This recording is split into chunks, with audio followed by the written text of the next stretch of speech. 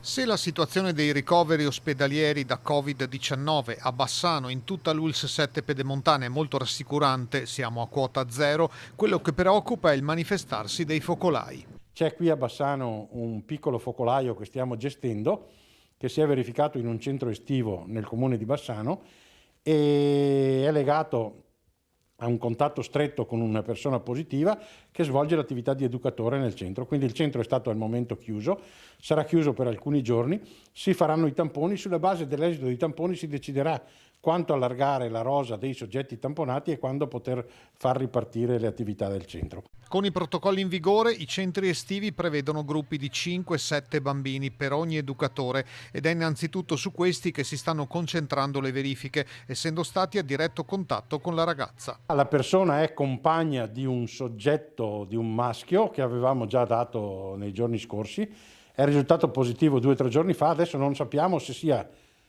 prima il maschio e poi la compagna o viceversa. Fatto sta che il maschio abbiamo già tamponato tutti i contatti familiari eccetera, tra cui questa compagna che è risultata positiva a sua volta. Lei è preoccupato per l'autunno?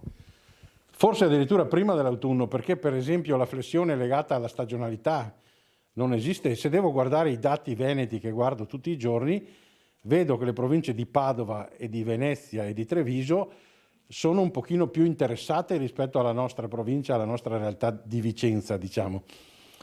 E proprio lì dove ci sono i casi di Jesolo, i casi di Padova, dove c'è, diciamo, assembramento di persone, lì scattano i focolai.